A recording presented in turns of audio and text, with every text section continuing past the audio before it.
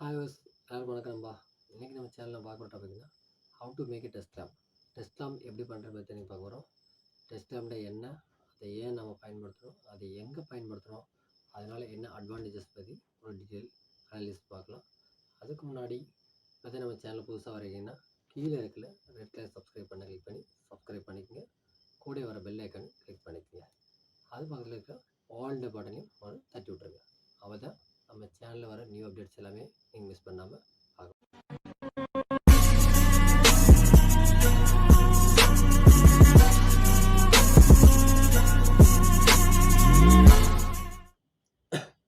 இப்போ எல்லோவுக்கும் பிளாக்குக்கு நான் வைக்கிறேன். எல்லோ பிளாக் வைக்கும்போது பார்த்தீங்கன்னா ஷார்ட் ஆகுது. நீங்கள் ஹேண்ட் பண்ணும்போது ரொம்ப பக்கமாக ஹேண்ட் பண்ணணும். எல்லோ பிளாக் வைக்கும்போது உங்கள் ரெசிஸ்டன்ஸ் வேல்யூ ரொம்ப கம்மியாக இருந்துச்சு. இப்போ பாருங்கள், ரெட்டுக்கும் எல்லோ வைக்கிறேன். பாருங்கள், பவர்ஃபுல் ரொம்ப ஹெவியாக இருக்குது. சர்க்யூட் என்ன க்ளோஸ் ஆகுது. இப்போ பிளாக்கு ரெட்டுக்கு நம்ம செக் பண்ணுவோம்.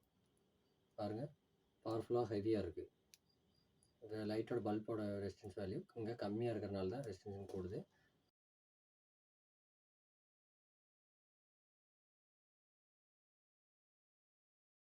அதே இது ரெண்டுக்கு வைக்கும்போது வேறு பவர் ஃப்ளோ ரொம்ப கம்மியாக இருக்குது.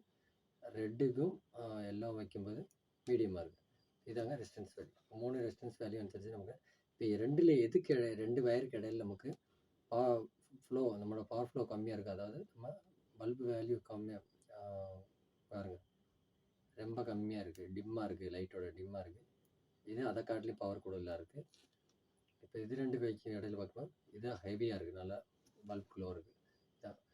இது ஏன் இப்போ டிஃப்ரென்ஸ் இப்படி வந்துச்சுன்னு பார்த்தீங்கன்னா, ரெசிஸ்டன்ஸ் வேல்யூஸ். ரெசிஸ்டன்ஸ் என்னென்னா நம்ம பவர் ஃப்ளோ வந்து தடுக்கக்கூடிய ஒரு சம்பவம், அதான் ரெசிஸ்டன்ஸ். ரெசிஸ்டன்ஸ் என்னென்னா அடுத்த வீடியோவில் நான் உங்களுக்கு கிளியராக போடுறேன். இப்போ நீங்கள் பார்த்துருப்பீங்க, இதுதான் வந்து ரெசிஸ்டன்ஸ் வேல்யூ எங்கே கூடுதலாக இருக்கோ அங்கே என்ன இருக்குன்னா நம்ம பல்போட க்ளோ வந்து கம்மியாக இருந்தது. ரெசிஸ்டன்ஸ் வேல்யூ குறைஞ்ச கம்மியாக இருக்கிற இடத்துல இது 3 வயருக்கு இடையில இந்த ப்ளூவுக்கும் இந்த பிளாக்கு இடையில ரெசிஸ்டன்ஸ் வேல்யூ வந்து கம்மியாக இருந்துச்சு. அதனால தான் வந்து பல்போட க்ளோ வந்து கம்மியாக இருந்துச்சு.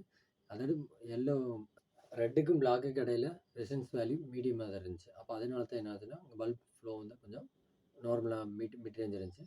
இது ரெண்டுக்கு இடையில ரெட்டுக்கும் எல்லோவுக்கு இடையில பார்த்தீங்கன்னா நல்லா க்ளோ இருந்துச்சு. ரெசிஸ்டன்ஸ் வேல்யூ எவ்வளோ கூடி இருக்கும், கூடுதலுக்கு அனுசரித்து பல்ப் ஃப்ளோ வந்து ரெசிஸ்டன்ஸ் வந்து என்னென்னா பவர் ஃப்ளோ வந்து தடுக்கிறது. அதனால தான் டெஸ்ட் லேம்ப். இதனால தான் டெஸ்ட் லேம்ப் வந்து இப்போ என்னன்னா ஈஸி நம்ம செக் பண்ண முடியும்.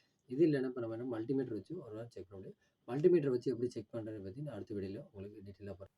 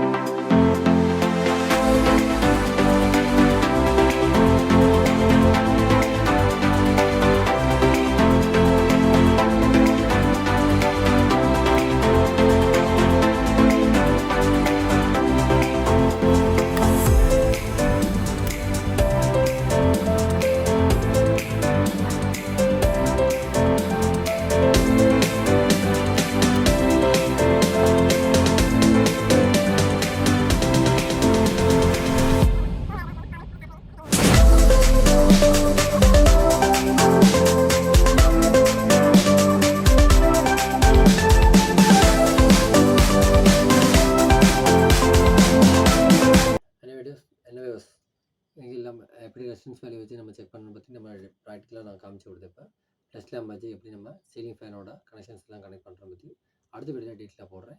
இந்த வீடியோ உங்களுக்கு பிடிச்சிருந்துச்சுன்னா மறக்காமல் லைக் பண்ணுங்கள், ஷேர் பண்ணுங்கள், சப்ஸ்கிரைப் பண்ணுங்கள். இந்த வீடியோ யாருக்காச்சும் உங்கள்